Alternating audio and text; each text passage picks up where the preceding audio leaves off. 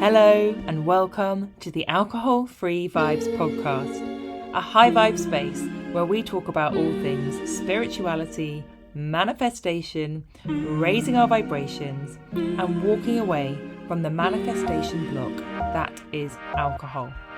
Whether you're newly sober, sober curious, or you've been sober for a long time, this is the place for you if you want to learn more about spirituality, manifestation, and how letting go of alcohol can make you so much more powerful at manifesting. It's time to stop drinking, start living, raise our vibrations, and step into our manifestation power. Let's get started.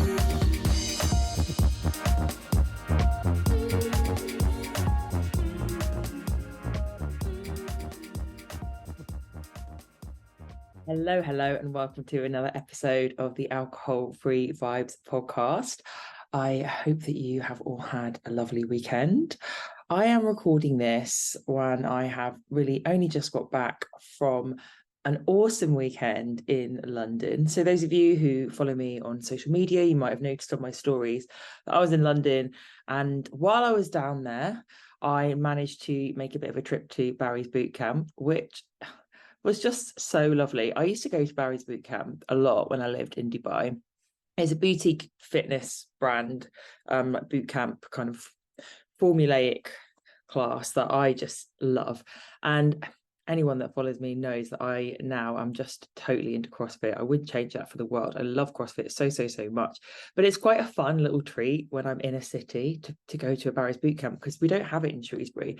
So while I was in London, I went for a Barry's boot camp before I went to this party that I was going to.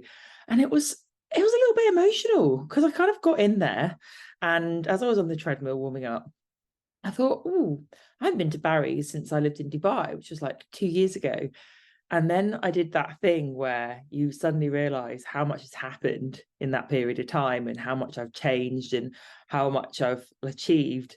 And I thought, wow, if I could have seen me on this treadmill now and everything that's happened, the last time I went to Barry's, I wouldn't have believed any of it. I'd have been like, no. So yeah, that was quite a cool moment for me. And I felt really, really good about that. And then I went to one of my university friends' 40th birthday parties in Leicester Square, and he really threw an awesome party. It was so nice to see my uni mates, and he had Romeo from the So Solid crew and some other like pretty well-known garage acts playing, and it was just so fun. And it really is amazing how now I'm like, in November I'll be 3 years sober. And I honestly don't even think about the fact that I'm not drinking when I go to stuff like that. It's not even a conversation in my head. I felt really pumped and like awake because I went to Barry's before I then got ready to go out. I was excited to see my friends.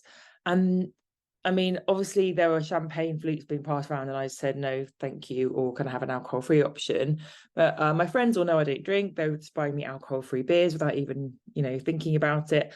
And I just had such a lovely time. And at the end of the night, one of my friends said to me and someone else who hadn't been drinking, like, well, I'm really impressed. And it's funny, isn't it? Because people seem to think that if you're not drinking alcohol, then you're not going to have any energy and you're not going to have fun. And the opposite is true. There were points in the evening when the people that had been drinking more sort of needed to sit down because they were feeling tired, of course, because alcohol is a sedative.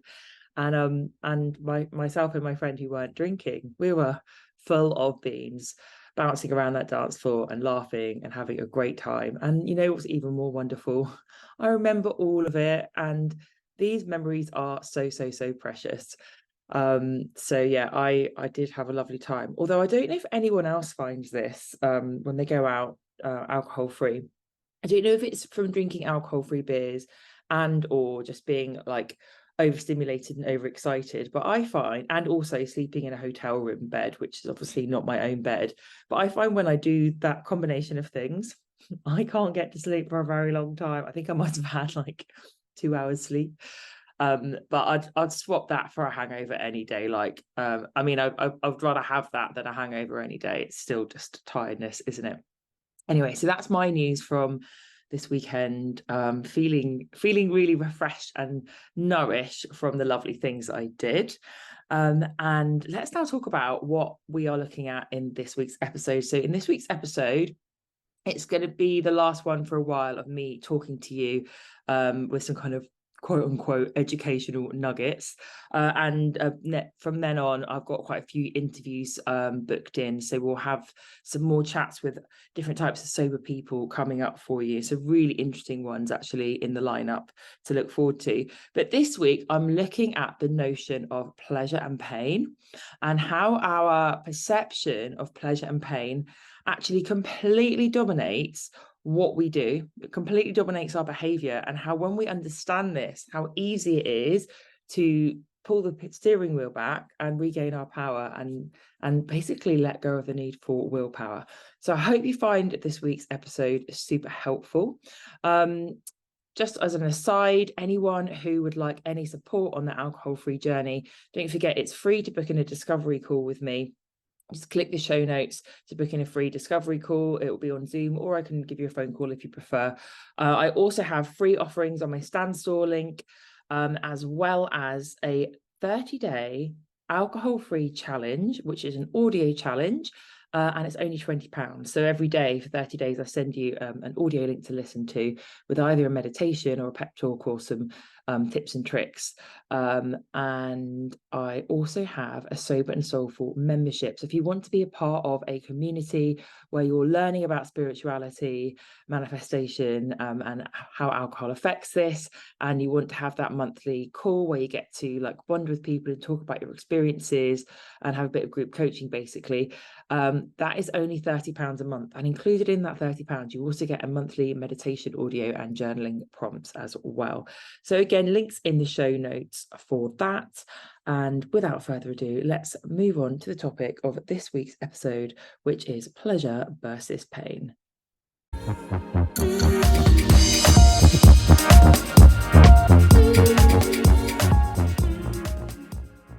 In this week's episode, we are talking about the concept of pleasure. So why are we talking about pleasure on an alcohol-free podcast? Because I think if we boil down all human behavior to really basic mechanisms, we are motivated by two things: moving away from pain and moving towards pleasure, right? Think about every single thing you do in your life. What is motivating you to do those things? So what motivates us to go to work, even when we don't want to, is because we are moving away from the pain of, not having money to pay our rent or our mortgage or our bills.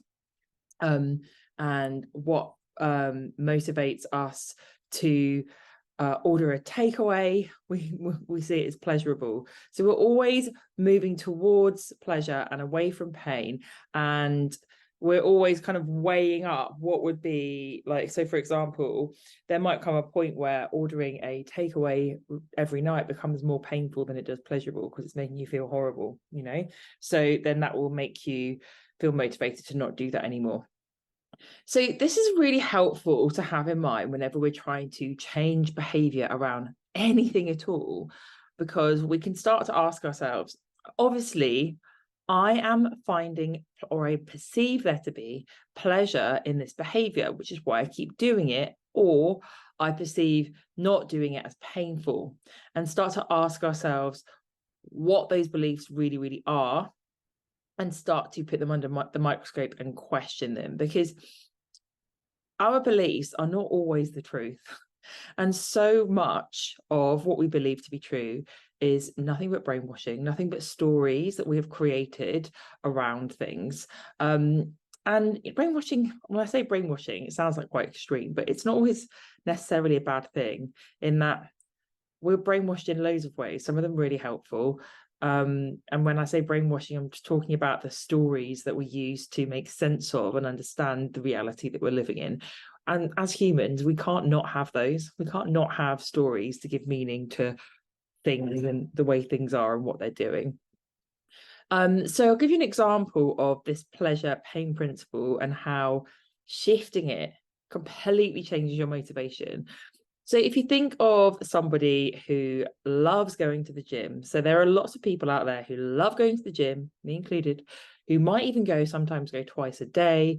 They just love it. They hate having a day off. It's just such a big part of their lives. People who go to the gym that often see going to the gym as a pleasure.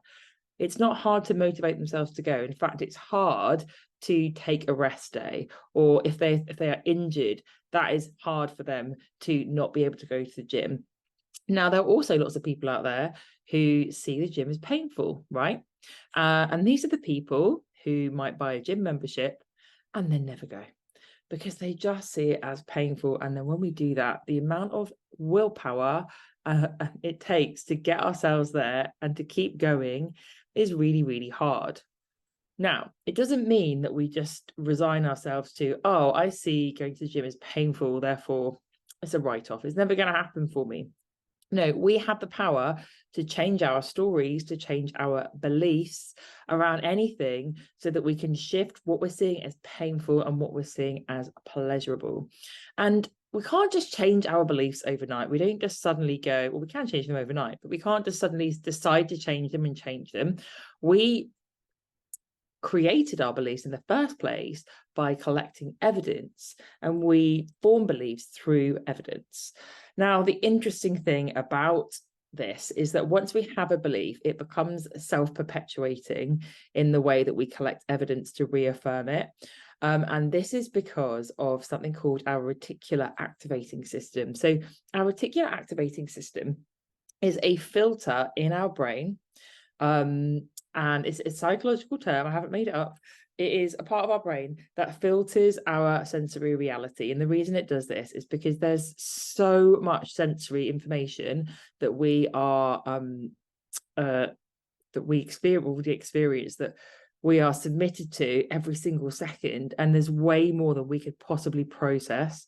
So it's, don't quote me on this, but the rough numbers are something like 213 million bits of sensory information in any second, and it's 200, it's like in the 200 and something bits is what we can actually process. So the gap between 200 and 213 million is pretty big. So that just goes to show that we are not capable of perceiving everything that's going on in our sensory reality. And this is where the argument that we all live in completely different realities to each other, even though we're rubbing alongside each other, because we're living in an edited iMovie that our brain has put together for us. And it does this, our reticular activating system does this. It kind of edits the relevant bits that are important for us to notice. And it does this by using our beliefs, our values, what we expect, what we're looking for, etc. This probably sounds like, whoa, this is quite hard to believe or understand, but I'll give you some evidence of this. So, have you ever bought a new car or decided you wanted to buy a new car, and then all of a sudden you see that car everywhere? Like, wow, why do I keep noticing these cars that I'd never even realized there were so many of them on the road before, and now they seem to be everywhere? This is an example of your reticular activating system in action, because all of a sudden this type of car is in your mind, it's become more important to you, and then you see it everywhere. It's not that the number of people driving the cars have gone up, it's just that you've started to notice them. So this is how, when we set an intention to notice things and to collect evidence, our brain is then going to help us out by showing us what is already there. And this is what we do when we start to decide, I'm going to start looking for some evidence now around the fact that alcohol does not provide me with pleasure. It actually provides pain. Alcohol-free living is the pleasurable thing, and drinking is the painful thing. And as soon as we make that intention to start collecting that evidence, that's when we start to notice those things. And this is something that I work through with my one-to-one clients, and also with Sober and Soulful members when people work with me. So one of the things that I do with clients and with Sober and Soulful members is I actually take you through in detail the neurology, the neurochemistry, if you like, of what is going on in your brain when you drink alcohol. Now, in my experience, when I take clients through that, and I like to show it on a graph. It is so powerful when we can see in front of us in black and white the downward spiral that we go through when we drink alcohol across like an evening and also across weeks and months and years. It is mind-blowing. And when we start to see that, that's the first bit of evidence I give all my clients, that neuroscience behind what's going on. And that really is just such a persuasive way of understanding alcohol is not providing you with pleasure at all. No. Alcohol-free living is pleasurable. Alcohol only provides pain. It creates an imbalance in our brain. It makes us more anxious, more depressed, more stressed. And when you actually look at the graph, it is really, really, really, really powerful. So if you'd like to start exploring this idea that alcohol creates pain and being alcohol free is pleasurable, what I would like to invite you to do is just to write down what is it that you believe to be pleasurable about alcohol, and start to just investigate it. Just be open-minded and start to investigate, is this actually true? And you can do this by observing. If you've already stopped drinking, you can just do this by observing other people when they're drinking alcohol, obviously without judgment, because we've all done that. We've all been drinkers, probably, if you listen to this podcast.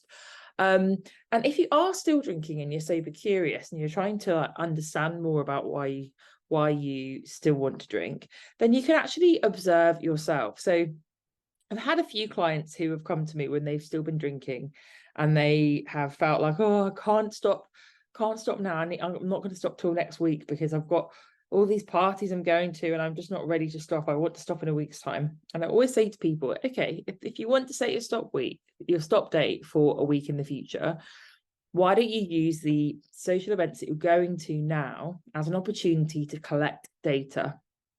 So start to be open-minded around the fact that alcohol makes you unhappy and not drinking makes you happy. And start to observe how you feel before, during, and after drinking, and just use it as data collection. And honestly, every client that has done this has found it so powerful and helpful. So it's a really, really good thing to do. And actually, when we are drinking alcohol, it is scientific fact, because of the way it interacts with our neurochemistry, that you are on basically a neurochemical roller coaster, a downward spiral. And even if you are stimulating yourself, you will stimulate feel-good hormones, you will stimulate fleeting feel-good feelings, but you're creating a downward trajectory overall that ends up making you feel worse and worse and worse. And when I started doing this process with myself, the further I went down this path, the easier and easier and more obvious it was to me that alcohol does not make people happy. It doesn't create fun. It isn't fun. It's the opposite of fun. I remember one of the first times I went out on a night out without alcohol, I was really nervous because I thought, how's this going to go? Am I going to get through it? Am I going to enjoy myself? What if I get tired? And I remember having an absolutely amazing evening. I was buzzing. It was just so fun. Loads of people that I knew turned up unexpectedly, and we just had the best time. You know, when an evening out just goes so well. And I was having so much fun. I felt really quite euphoric.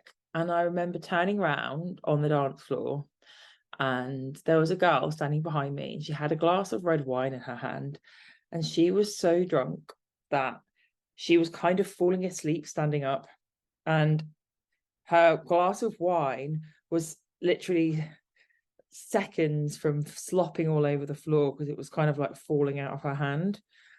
And I just thought, oh, she's not having fun, and I bet she'll wake up tomorrow and still continue to believe that drinking alcohol is fun.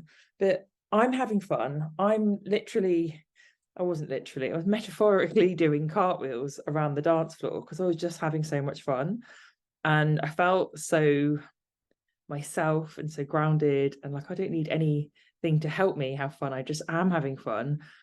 And then I saw that example, And I saw her with such compassion. There was absolutely no judgment I was feeling towards her at all, of course.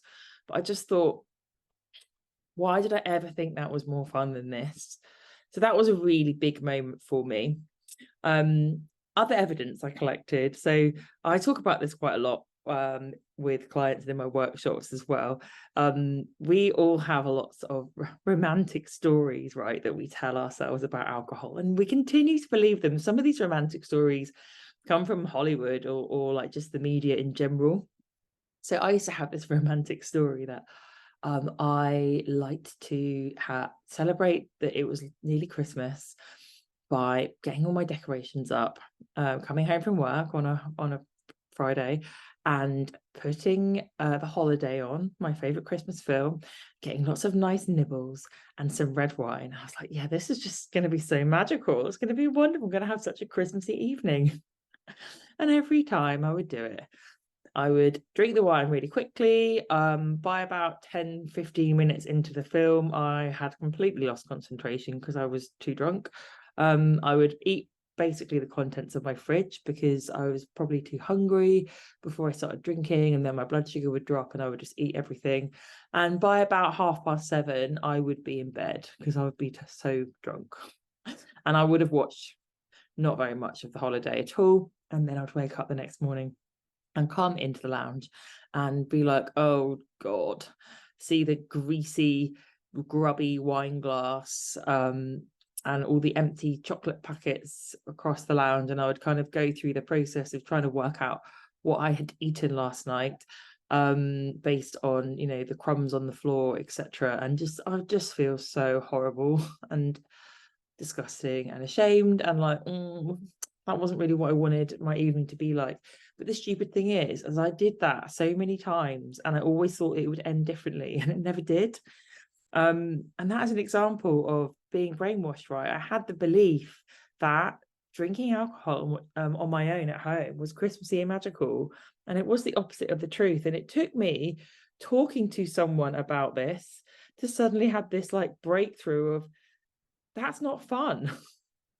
I was talking to actually a counsellor at the time. She said, that sounds like a nightmare. And I was like, yeah, why have I never realized this before? You know, we've got another example of how many times have you felt really, really sad about something and then thought, oh, you know what? I'm just going to block it all out. I'm going to get drunk. I'm going to go out with my friends. And I'm just going to have a great time and everything's going to be fine. This is what we do. And then going home, absolutely sobbing your eyes out and crying yourself to sleep and waking up with puffy eyes and feeling really embarrassed that everyone saw you crying. Again, alcohol often does the opposite that it promises to.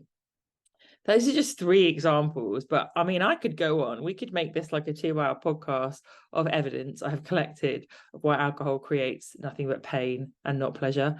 But I invite you to make your own list and to, I would say, enjoy the process. But the reason I say enjoy the process of collecting the evidence is because the actual process of finding it, I think, is the powerful thing. If you're just listening to other people's reasons, you're not finding it out for yourself, which I think is the most powerful thing. So that is something I really, really invite you to do. And then we can start to flip it and look at the more positive side of things, which is start to think about, why is not drinking so pleasurable? Wow. Again, neurochemistry here helps to explain a lot of it. Neurochemistry is on your side when you stop drinking alcohol, because once you've given yourself a grace period to kind of recalibrate, and some people, it takes different amounts of time. Some people start feeling so much better after a week. Some people, it takes 3 months. I mean, I'd say 3 months is like quite a good benchmark for allowing all your neurochemistry to balance out, but we're all slightly different. It depends as well if you're on medication and, you know, what kind of traumatic experiences you've had. But trust me that we all do balance out in our own good time, and it does happen.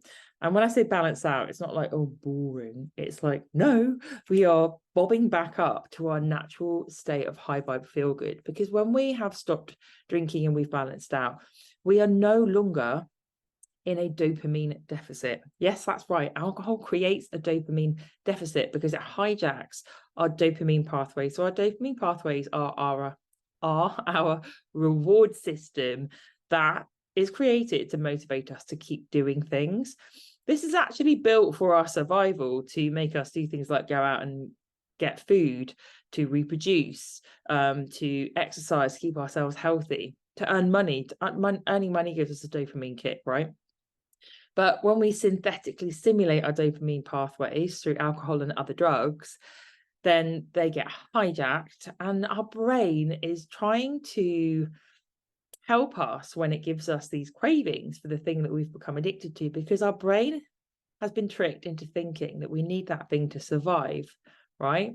And that's why we get cravings when we first stop smoking or drinking or any other kinds of drugs.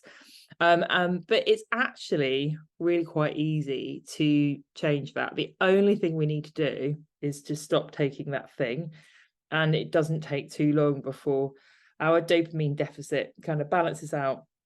And the great news is that once this has happened, we are able to take more pleasure from everyday things. So things that used to feel a little bit boring become more delightful. So, for example, if you stand a drinker and an alcohol-free person next to a beautiful sunset, they might both think it's beautiful, of course. But the alcohol-free person will be able to take more pleasure from that sunset because their dopamine pathways have not been hijacked. And this is why I think so many people report the pink cloud when they stop drinking, because whenever all of our feel-good hormone pathways have come back online and they've come back into balance, everything starts just being a little bit delightful. Just walking in the park, looking up at birds in the sky, like really little things just start to feel delicious and wonderful. And I don't like the term the pink cloud too much. And the reason I don't like it is because some people seem to believe, lots of people report that this doesn't last, and that, enjoy it while you can. It's just the pink cloud and the bubble will pop. No, this is not what is actually happening. The pink cloud never goes away. However, the way that we grow and expand our souls and manifest more and heal and keep on up leveling is through healing. And healing kind of comes in cycles. So when we've healed something, our brain, our subconscious, gives us a break, and we have like a little period of feeling really good. And then when we've had our period of feeling good, our subconscious gives us something else to look at that doesn't feel so comfortable, and we work through it, and then we have a period of feeling good again. And it's amazing because it's basically our subconscious doesn't give us stuff that we're not ready to deal with yet. If the floodgates opened for all of our trauma all in one go, we would go into overload. We wouldn't be able to cope with it. This is why we repress things, right? So if we think of repressing unhappy feelings as being bad, and of course we don't want to deliberately repress and push down uncomfortable feelings, but actually the reason that we repress things generally is to protect us, right? And we only look at them in little bits as we get triggered and things pop up. And the important thing is that when we do get triggered or feel uncomfortable feelings, our subconscious is telling us, right, you're ready to look at this now. And we've been trained by society that when we feel these uncomfortable feelings, that we just numb them and push them back down, which is what we've been doing when we've been drinking alcohol, right? We've just been pushing things back down and ignoring them and shoving them back under the carpet. So when we stop drinking, we start listening to ourselves, we get to kind of go on this wonderful journey of healing and up leveling. So we might have periods of not feeling great again, but instead of just being stuck and going on a downward spiral, which is what we did when we were drinking, we get to look at it differently and just say, I get to look at this now. I'm so pleased I can finally feel and heal and release this thing, and I can move onwards and upwards, and we move up the healing spiral. Because I always say drinking daily is a daily act of ignoring ourselves. It's a daily act of saying that feeling is inconvenient to me. I do not want to feel it, and I'm going to numb it and tell it to go away. And the more and more we do that, the more we just implode, basically. We just shove things under the carpet and we just feel worse and worse and worse. And of course, when we are hungover, we have created synthetic feelings of anxiety and depression. And again, we're training ourselves even more to completely ignore ourselves and disregard uncomfortable feelings. And when we stop doing that and we become alcohol free, we start to learn how to trust ourselves, right? We trust that most of the time I feel pretty good. And when I don't, there's a good reason for it. And I will show up for myself and I will ask, oh, why don't I feel so good about that? Let me have a look. What do I need to heal in myself? Do I need any support with this? Do I need to just go on a long walk and process something? Do I need to get my journal out? Do I need to set a boundary?